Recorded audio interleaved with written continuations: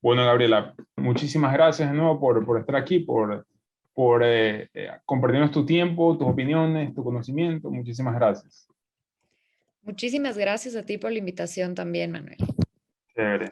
Mira, te cuento, yo empiezo siempre como descripción del invitado leyendo o su bio de Twitter o de Instagram, ¿ya? En tus bios veo cosas diferentes, así que voy a marcar ciertas cosas. Eh, Tienes obviamente en el perfil de la Politeca, tienes, si la política te da y un emoji vomitando, que puedo interpretarlo como si te da asco, esto es para ti. Cultura, política, debate, actualidad, historia, derecho y mucho más. Y en Instagram tienes abogada y consejera política, ¿verdad? No sé qué más puedes, Gabriela, compartirnos de ti que puede ser relevante para quien nos escuche, que te caracterice.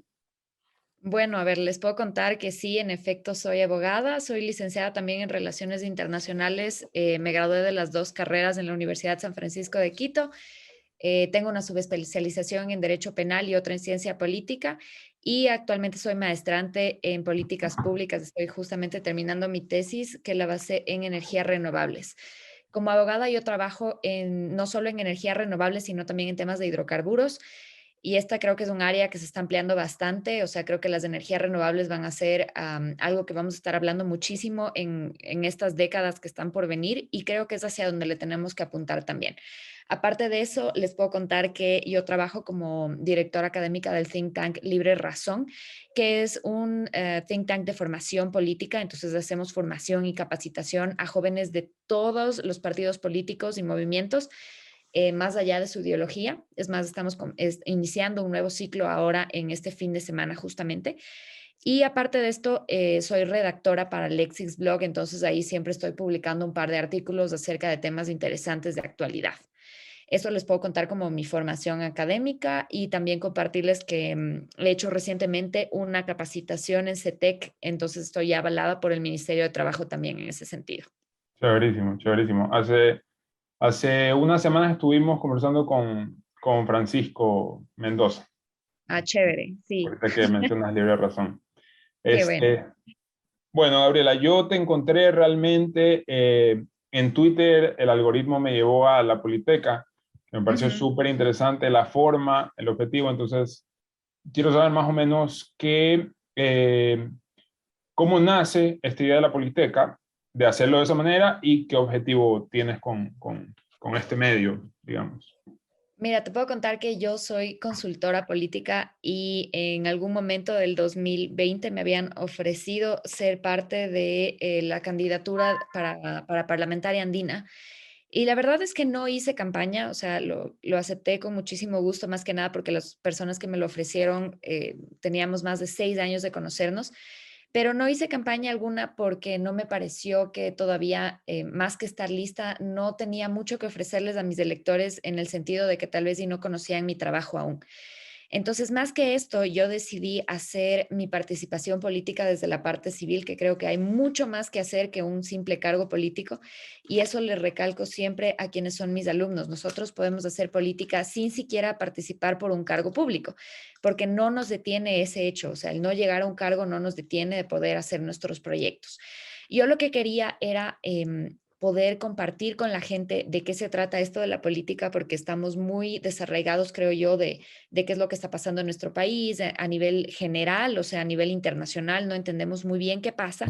Y dije, me gustaría un espacio donde podemos hablar de política de forma sencilla, de forma fácil, si es que no nos convence que alguien nos explique de qué se trata. Entonces así nació la Politeca. La Politeca es una biblioteca de política realmente y hablamos de todo un poco. Es un lugar que te permite también, como que si no sabes mucho de política, preguntar, que creo que es lo que muchas personas no hacemos, ¿no? O sea, solamente como vamos con la tendencia, digamos, pero no nos explican de qué se trata. Estamos obligados a votar, pero ni siquiera sabemos por qué.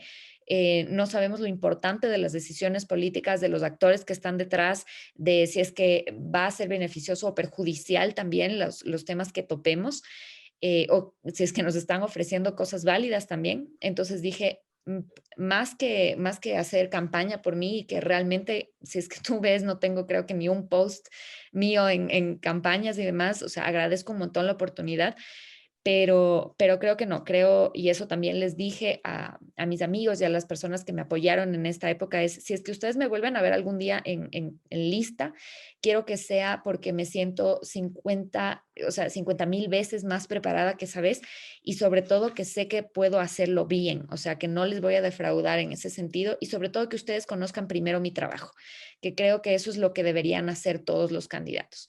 Así que lo tomé como una forma también de más bien impulsar a las personas a conocer más acerca de la política, que es algo que al final no importa de qué te hayas graduado o qué hayas estudiado, lo que sea, nos compete a todos como ciudadanos. Y así nació la Politeca.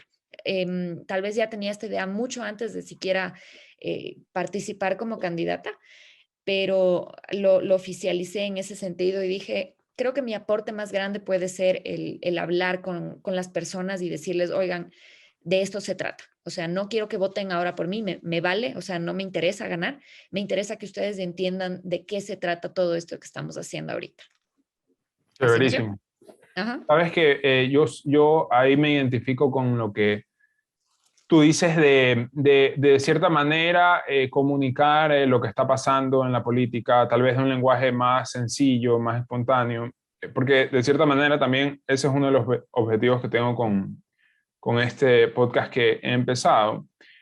Y quería preguntarte cómo ves no sé, la respuesta, la reacción, el feedback de las personas que pueden ser, por ejemplo, tus familiares, tus amigos, conocidos, compañeros de universidad, que normalmente son personas que no entran a temas políticos, pero que tal vez a través de lo que has hecho han empezado a hablar de esto, ¿no? O sea, a mí me pasa mucho que, por ejemplo, estoy en una reunión y estamos hablando de Bad Bunny, pero justo en la asamblea se trató una ley súper importante, una propuesta de ley súper importante, y quiero empezar a hablar de eso, y por ahí trato de meter el tema y no le paran ni bola, ¿no? Ajá. Entonces, no sé qué feedback has tenido tú con esta forma más espontánea de comunicar estos temas políticos. Te cuento que es difícil, o sea, entiendo tu frustración, es difícil hablar de política porque nuestras familias en general no están acostumbradas a hablar de política. No es como en Francia, digamos, que se habla de la política hasta en la sopa, ¿no? O sea, tú llegas en la mañana y empiezas a discutir, digamos, los temas de política. Y creo que es algo que tiene que poco a poco ir cambiando. Creo que las nuevas generaciones también, como tenemos tanta diversidad en información, sí nos preocupamos en cierta forma también de como que no nos vendan, digamos, del cuento, sino como de investigar también un poco más. En ese sentido, las redes sociales han jugado a favor y en contra también, pero creo que la mejor manera es empezar a romper este tabú de la política, ¿no? Todavía seguimos creyendo que, porque obviamente se ha institucionalizado la política como algo peyorativo. Entonces, que alguien te diga yo soy político suena a que es igual a yo robo, igual a yo hago actos de corrupción. Y es complicado romper eso, o sea, es súper complicado. A veces decirle a alguien, por ejemplo, sí, yo soy, qué sé yo, asambleísta, suena súper mal, cuando debería ser todo lo contrario, cuando debería ser como que, ah, mira, entonces tiene una formación académica interesante, se ha esforzado por estar en el cargo que tiene, ha trascendido en los cargos que debe haber estado antes, etcétera, etcétera. Y como te digo, te entiendo por completo porque es algo que tenemos que irlo cambiando poco a poco y la mejor forma, creo yo, es hacerlo desde la sociedad civil. ¿Por qué? Porque estamos acostumbrados a que el Estado sea el que nos subvencione todo. Entonces, más o menos le hemos dejado al Estado esa responsabilidad de la educación, de entender qué es, y desde la cívica no tenemos buenas clases acerca ni siquiera de la historia política del Ecuador. O sea, yo creo que mi última clase la tuve en, qué sé yo, quinto curso y tal vez en quinto grado, o sea, son 10 años de diferencia. Y en la universidad, si no habría tenido colegio general, muy probablemente no habría vuelto a topar nada más de política cuando es un eje central para todo. Entonces yo creo que en ese sentido ya depende de nuestros propios ciudadanos, de lo que tú haces, por ejemplo, con el podcast, tratando de llegar a más gente, de personas que estén no solo interesadas, sino que poco a poco se vayan interesando en la política, que es mucho más allá de lo que nos venden en las noticias y estos temas amarillistas que están ahora ellos promocionando, no sé, pero es un poco romper eso, ¿no? Sácame una duda. Tú vives en Quito, ¿verdad? Así es, ajá. Se escucha que en Quito sí hay una cultura política y de hablar de política y casi que pintan como que vas a un café en Quito y la gente está hablando de política. ¿Es un mito o es verdad eso? Es totalmente un mito, es totalmente un mito. Yo creo que depende mucho de qué te dedicas. Obviamente, si es que tu área va a estar más ligada a, qué sé yo, como en mi caso a derecho, obviamente tienes que estar enterado de las leyes, porque vas a estar, ese es tu día a día. Pero en la realidad del común y corriente, no, para nada. O sea, yo creo que en ese sentido, en todo el país estamos con una falencia terrible en temas de qué es la política en general. Nos hemos dejado llevar por los temas que pasan en la asamblea, por los temas que pasan en la televisión, que yo creo que por lo menos, como te digo, se han vuelto medios de comunicación amarillistas, ya no importa en qué canal estés, siempre te van a topar lo peor que pasan en las ciudades y no realmente como que las noticias per se que te interesan y que te importan. Y eso también cohíbe un poco el tema de la participación ciudadana. Sí, de hecho yo pienso que termina siendo un poco un círculo vicioso, porque al final del día los medios que hablan principalmente de política necesitan que hayan noticias amarillistas, que hayan noticias para poner titulares. Si el gobierno funcionara de manera perfecta, prolija, no tuviesen nada que hablar y se acaba el negocio de los medios. Entonces es como un círculo vicioso. Pero chévere, chévere, sí, yo creo que hay que empezar a lo que estamos haciendo y que aumenten más los temas de política en las mesas, en las casas, en las reuniones y todo lo demás. Este, el, eh, Tú mencionaste que eres consejera política, ¿verdad? Sí, te cuento que justo esta parte de la consultoría nació desde trabajar con los partidos per se. Ajá. Que más o menos en la práctica, ¿cómo se da? Un consejero político se lo contrata para hacer mejores campañas, para captar seguidores, para mejorar la imagen. O sea, ¿qué comprende exactamente cuando hablamos del tema de la consejería política? Yo creo que hay dos puntos en ese sentido. Tienes, por ejemplo, la parte de la consultoría y la parte de la asesoría que en sí, digamos, no son muy diferentes, pero en la parte de la consultoría muy probablemente es un tiempo determinado, ¿no? O sea, por ejemplo, entras en campañas, te contratan para un proyecto determinado y digamos, en mi caso fue todo el tema de campañas políticas porque estábamos en esa época, en esta última contratación que tuve y obviamente era armar, qué sé yo, el plan de gobierno. Entonces, armar documentos concretos y en función a eso sacar como resultados que puedan estar bien elaborados y que ayuden al partido a que tenga una buena visibilidad como partido per se. Un asesor, por ejemplo, es algo ya mucho más permanente, probablemente cuando ya eres un funcionario público, cuando ya tienes un cargo, entonces ahí sí ya entras como asesor. También he trabajado como asesora y por eso te puedo decir que el nivel de política actualmente es súper vano cuando ya eres un funcionario. O sea, imagínate, si como candidato me quedas debiendo, como funcionario me debes aún más. Entonces, he estado en las dos aristas, tanto como consultora como asesora, y te puedo decir que es terrible lo que tenemos en este momento. El otro día justo me acuerdo que subía un TikTok hablando de por qué necesitamos tener mejores barreras de entrada en la política y mucha gente me escribía y me decía, oye, entonces esto significa que solamente quienes tengan título pueden participar en política y la respuesta es no. Los que tienen que participar en política es que hayan hecho una carrera en la política y que podamos decirles que son políticos de verdad y que podamos como consultores y asesores asesorarles en ese sentido, que se dejen también asesorar y escuchen las propuestas. Pero yo creo que en ese sentido nos quedan debiendo mucho y como asesores eso te frustra. O sea, cuando ya estás en ese lado de la política, realmente tú dices, chuta, a veces hasta yo estaría haciendo un mejor trabajo que la persona X que está ahí sentada y te cuestionas muchas cosas. Tú, yo tengo la teoría, o sea, sin tener muy formulada, digamos, una solución de que puede llegar a ser un problema estructural. Que es un problema estructural de cómo funciona el gobierno, porque al final del día veo que, o sea, la discusión siempre va a tal político es bueno o malo, es de confiar o no es de confiar, no confiamos porque roba, no roba, entonces es como que siempre se termina depositando en la persona que esté en el momento.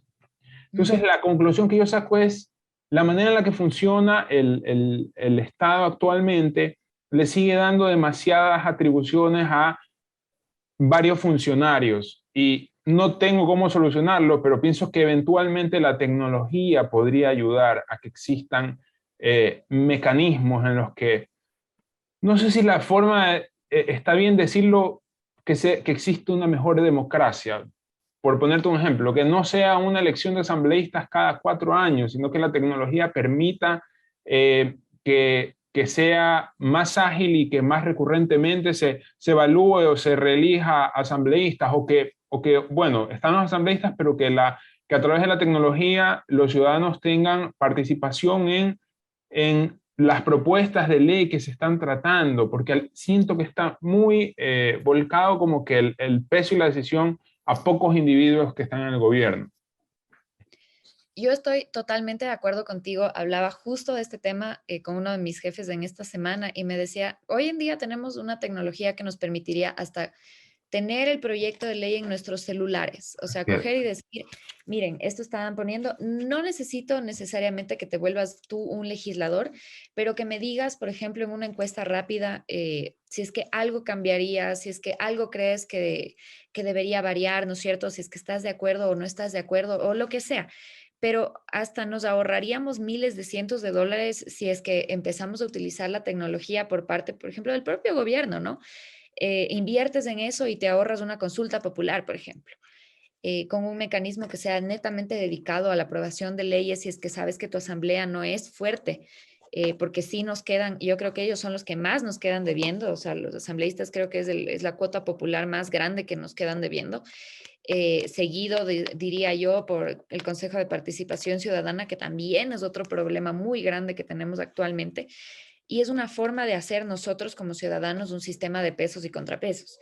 Entonces, sí, de acuerdo, estoy totalmente de acuerdo que deberíamos utilizar la tecnología de esa manera, pero a la vez creo yo que debería haber sistemas desde la sociedad civil, no desde el gobierno, en que empecemos a educarnos en cultura política, porque ya, ok, chévere, te llega, ¿no es cierto?, la aplicación, te llega la información, pero si no entiendes como ciudadano, probablemente tu votación se vea sesgada o si es que el partido político que te interesa te está diciendo, no, es que tienes que votar sí, pero tú no entiendes por qué tienes que votar sí o no, también está siendo sesgada esa elección. Entonces ahí yo creo que se mueven dos aristas. Uno, por supuesto, utilizar la tecnología a favor de la ciudadanía, pero dos, también incentivar esta parte de la formación y de la cultura política que no es solo para quienes hacen política, es para todos. Que en esa segunda parte, ¿qué tan bueno es el rol, crees tú, de, por ejemplo, una red social como Twitter, que es bastante política y la mayoría de políticos tienen perfil y comparten sus ideas y la gente comenta, ¿no? A veces no comentan nada productivo, pero la gente comenta mucho.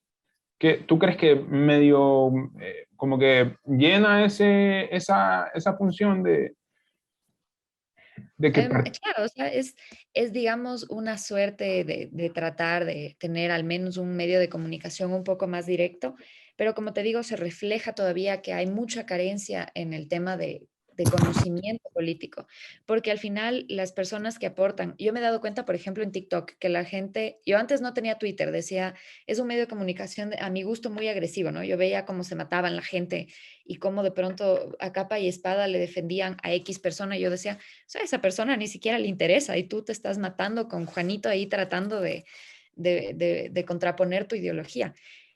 Lo mismo veo que está pasando en TikTok. Yo hago mucho el tema de TikTok hablando con las personas acerca de qué es lo que está pasando y el otro día justo ponía un video de muerte cruzada y la gente se mataba.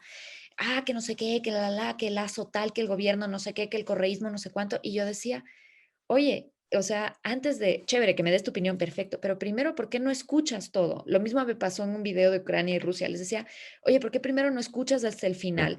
Te instruyes bien y después déjame tu comentario y yo feliz de escucharte, de leerte. Tal vez si no responda todo, pero siento que también es un mecanismo de, si bien de expresarte, al final hay cosas que no tienen mucho fondo porque las personas no necesariamente se están instruyendo. Ahí te das cuenta la falencia de la política también, de la cultura política. De acuerdo, de acuerdo. Ahorita que mencionas eso, te cuento que hoy día Francisco Jiménez, el ¿Ya? nuevo ministro de Gobierno, en el programa de La Posta dijo que ya está muy considerado el tema de la consulta popular. Y subí Ajá. a TikTok un clip de Francisco Jiménez diciendo eso. Y como tú dices, la gente se empezó a matar en los Claro. comentarios, ¿ya? Pero lo que me preocupa es la cantidad impresionante de gente poniendo, no, voy a votar no, porque nos van a robar. O sea, ni siquiera se han planteado preguntas, ni siquiera se ha planteado de qué va a tratar y ya están diciendo que van a votar no. Entonces, es preocupante, o sea, ahí te lleva a ver otro inicio de un problema, porque ¿cómo alguien puede decir voy a escoger no sin saber siquiera si le va a beneficiar o no lo que se va a plantear? O sea, es preocupante por ese lado también. Sí, yo le veo ahí dos problemas. La primera, obviamente, que somos súper personalistas, o sea, no escuchamos ni siquiera las propuestas del gobierno, sino, no, si es que es Guillermo Lazo, entonces la respuesta es no. Si es que es Rafael Correa, la respuesta es no. Si es que es Álvaro Lanoa, la respuesta es no. Entonces somos muy personalistas, pero no necesariamente escuchamos la propuesta de gobierno. Y la segunda es obviamente esta falta de conocimiento que estábamos conversando, ¿no? Entonces ahí te juegan las dos cosas en contra. Si es que tú definitivamente, a mí me han llamado 50,000 veces lacista y yo obviamente como consultora soy, o sea, trato de ser lo más neutral posible. Yo siempre trato de buscar, digamos, darte la explicación lo más neutral posible y en función a lo más lógico posible. Pero más allá de eso, yo nunca me he considerado ni del un partido, ni del otro, ni nada, obviamente por el tema de política en el que trabajo. Pero ya la gente saca conclusiones per se. Entonces también es interesante ver cómo nuestra sociedad mismo se ha ido ligando a, no, es que si tú estás de acuerdo, entonces estás en este estigma y te empiezan a encasillar. Y eso, una vez más, yo creo que es porque no nos hemos aprendido a escuchar ni tampoco a entender. Entonces son un problema que va conjunto y yo creo que la forma en la que el gobierno, por lo menos si es que quiere hacer la consulta y lo puede resolver, es desde la sociabilización, que es algo que no está haciendo y eso sí lo cuestiono muchísimo. Estamos tomando decisiones, estamos mandando leyes, pero la gente no se entera ni siquiera de qué se trata. Entonces, obviamente, si es que te dicen me van a robar, la otra te va a decir, sí, sí, es verdad, pero probablemente si el gobierno te contara de qué se trata la ley que trata de pasar, sobre todo a los extractos sociales como mucho más vulnerables, podrían saber si es que es algo bueno que les va a beneficiar o no. Entonces ahí también le cuestiono mucho, se está quedando arriba las decisiones y no se están llegando realmente a los beneficiarios de qué se trata. Yo también pienso que esa es una de las cosas que este gobierno está careciendo, que es socializar más las ideas que tienen. Hoy por hoy, con la cantidad de medios que hay, TikTok, Twitter, Facebook, y la facilidad que da para comunicar por esos medios, deberían de estar hablándolo. No es necesario una sabatina en la que se haga un mega evento con una tarima, pero deberían de estar hablando de qué está pasando y que la gente sepa. Este, pero sí, ya que mencionaste lo de la consulta popular, eh, ¿qué, porque obviamente la consulta popular el gobierno la está considerando, ya que dice que está complicado gobernar con la asamblea como está, en la situación como está en la asamblea actualmente, ¿verdad? Sí, Pero ¿qué tanto podría solucionar este tema de gobernabilidad una consulta popular? ¿Cómo lo ves tú?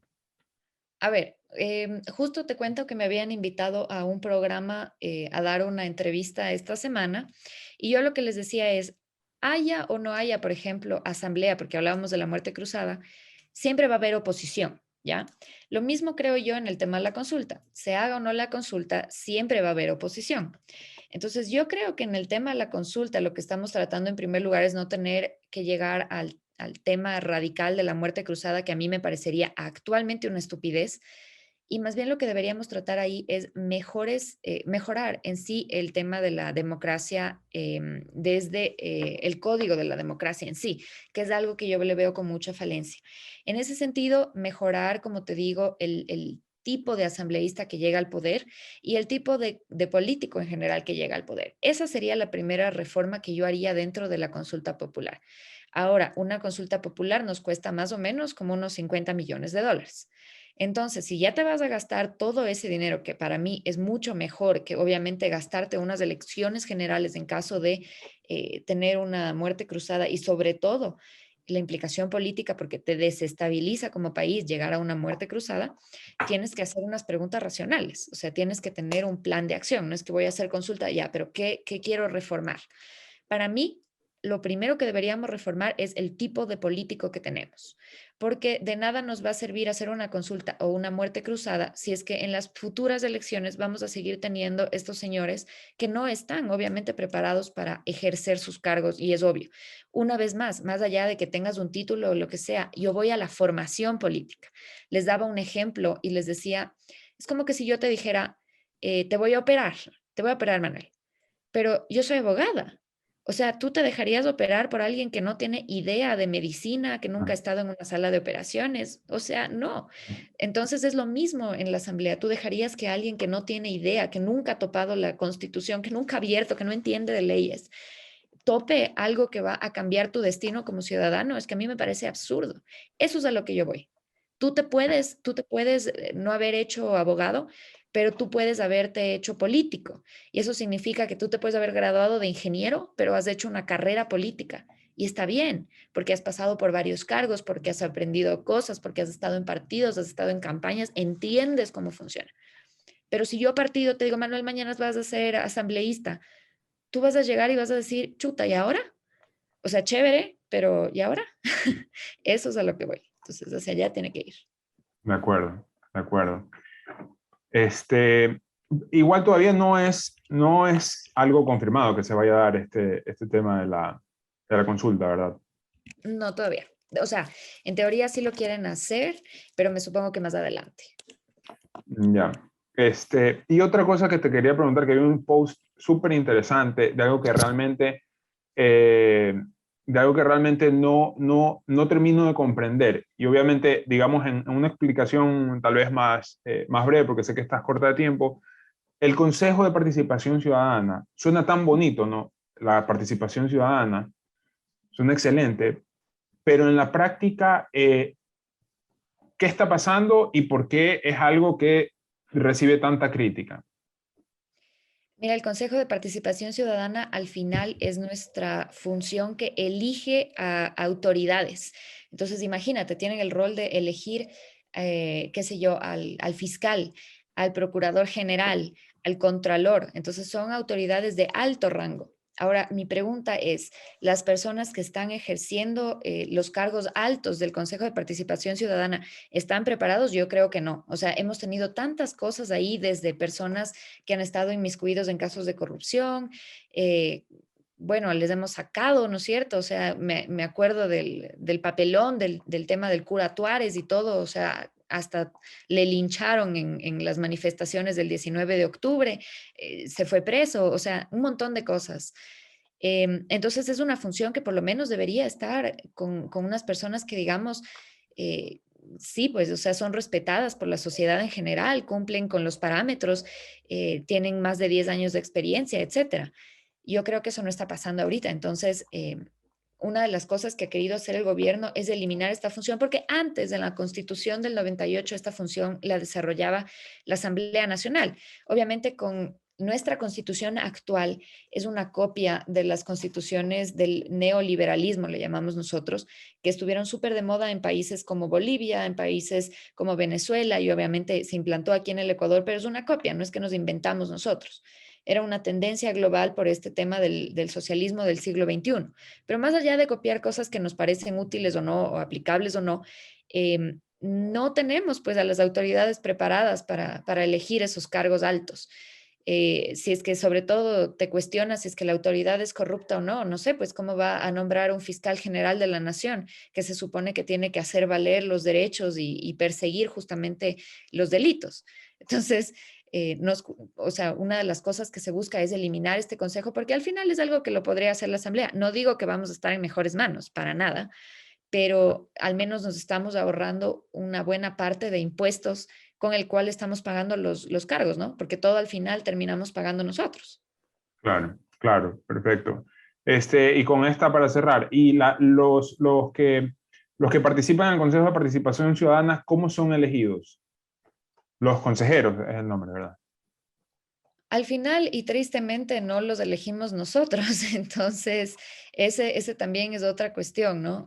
Siempre se hace en teoría como un concurso de méritos y oposición, que es la forma, en teoría, en cómo llegan las autoridades a este tipo de funciones. O sea, al final, en elecciones generales, solamente elegimos presidente, vicepresidente, asambleístas y parlamentarios andinos. El resto de cargos los elegimos por méritos y oposición. Entonces, se abre un concurso, tú cumples con los requisitos mínimos y de esa manera tú entras o no entras a cierta función. Y ahí también me queda la duda de qué tan limpios son esos procesos.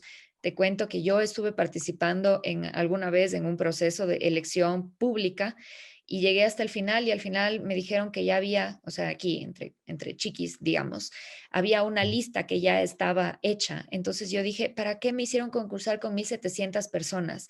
¿Para qué llegué a los últimos 30 puestos? Si los 20 puestos ya estaban tomados, me hubieran ahorrado el seguir dentro del concurso, ¿no es cierto? Si es que ya hubiera sabido desde el principio, o sea, era pura pantalla. Y lo Ujú. mismo yo siento que pasa en estas instituciones y me come cemento saber que hay un montón de gente preparada que aplica y que se va quedando en el camino porque buscan la forma de cómo hacerles quedarse en el camino. Entonces, tristemente, es otra de las cosas que no debería tomar tal vez la propia autoridad, ser juez y parte, sino, qué sé yo, darle a un ente privado tal vez para que haga el concurso y haya un poco más de validación, qué sé yo, algo por el estilo. Claro, claro, deja muchas dudas. Bueno, Gabriela, sé que estás ya con el tiempo, entonces ahí cerramos. La verdad es que podríamos ir conversando, o sea, tengo aquí anotadas Cuando millón de quieras cosas. hacemos una segunda parte, sí. Sí, sí, de ley que sí. Pero bueno, te agradezco por el tiempo, súper interesante todo lo que nos comentas y espero nos veamos una próxima vez. Claro que sí, con todo el gusto y más bien muchísimas gracias por la invitación y súper gustosa de volver en otro momento. Chéverísimo. Cuídate. Gracias, Manuel, igual tú. Chao.